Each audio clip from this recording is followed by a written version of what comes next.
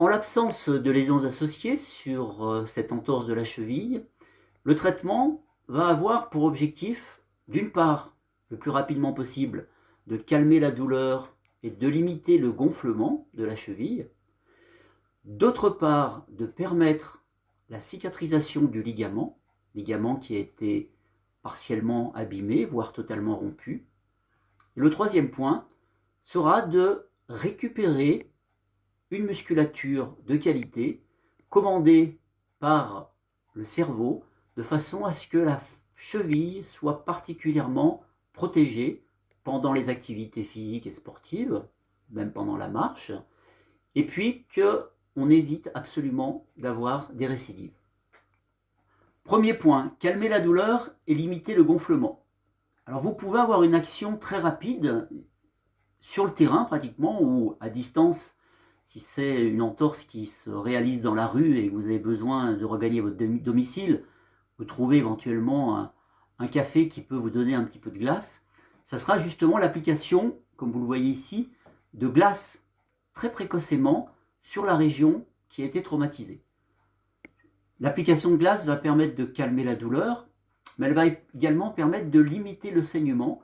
Et ça sera un moyen de récupérer, d'une part, l'utilisation de sa cheville, mais également de favoriser une bonne cicatrisation du ligament. Attention, j'attire bien votre attention. Lorsque vous avez une entorse, il y a 3 gestes qu'il faut absolument éviter, voire proscrire. Il ne faut pas masser la zone qui vient d'être blessée. Il ne faut pas appliquer une source de chaleur et il ne faut pas prendre non plus des médicaments comme l'aspirine parce que ces 3 éléments vont favoriser le saignement et vont encore aggraver la blessure par cet épanchement de sang dans l'articulation ou autour de l'articulation. Le deuxième aspect des soins pour une entorse de la cheville, comme je vous l'ai dit précédemment, ça va être de favoriser la cicatrisation du ligament qui a été lésé. Et cette démarche va se mettre en place à partir du diagnostic. Est-ce qu'on a un simple étirement? Dans ce cas-là, ça va être une immobilisation de courte durée et la reprise immédiate, le plus vite possible, d'une rééducation de la cheville, une rééducation spécifique. Est-ce que nous avons affaire à un ligament qui est partiellement rompu? Et là, on va devoir mettre en place une immobilisation avec une attelle qui sera portée pendant la marche, mais qui devra être également portée la nuit. C'est très important d'avoir une immobilisation qui s'effectue pendant la nuit, parce que à ce moment-là, eh bien, les retournements ou l'appui des draps sur la cheville vont étirer le ligament et venir en quelque sorte perturber sa cicatrisation.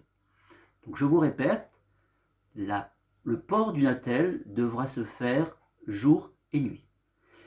Et puis à l'occasion d'une entorse grave avec une rupture complète du ligament, eh bien, il peut y avoir la mise en place d'une botte de marche, une immobilisation totale, et cette immobilisation peut aller jusqu'à 45 jours, qui est le délai de cicatrisation. J'attire également ici votre attention, le bon respect des consignes d'immobilisation. Donc ça peut être 3 jours pour une entorse bénigne, ça peut être 3-4 semaines pour une entorse de moyenne gravité, ça peut être 6 semaines. Eh bien, ce bon respect des consignes vont conditionner la bonne récupération et surtout la stabilité de la cheville secondairement. Et en dernier lieu, le traitement sera un traitement basé sur la rééducation. Et cette rééducation va continuer à lutter contre la douleur s'il y a encore quelques séquelles, va continuer à mettre en place des traitements pour finaliser le dégonflement de la cheville. Et souvent, il est nécessaire, lorsque le gonflement est un peu persistant, il est nécessaire de mettre en place une compression avec des bas de compression qui sont particulièrement efficaces dans ce cas de figure. Et puis, le kinésithérapeute va devoir vous accompagner pour retrouver une souplesse, une amplitude de votre cheville, comme elle l'était auparavant, de façon à vous permettre à retrouver le plus rapidement possible une locomotion, le fait de pouvoir courir et le fait de pouvoir à nouveau faire vos activités physiques et sportives.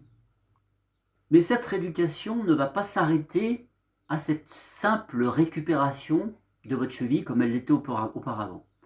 Elle va avoir un rôle essentiel, que l'on détaillera dans d'autres vidéos.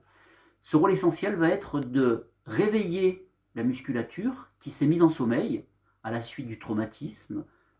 Cette mise en sommeil est consécutive à la douleur, à l'immobilisation, au traumatisme. Et cette mise en sommeil eh bien, va être entretenue si le cerveau n'est pas sollicité spécifiquement pour à nouveau commander la contraction musculaire avec une force musculaire de qualité pour protéger votre articulation. Par conséquent, il est absolument indispensable de démarrer une rééducation, quel que soit le niveau de gravité de l'articulation, de démarrer une rééducation le plus rapidement possible. Il en va d'une récupération rapide, mais il en va également d'une protection de longue durée pour votre articulation.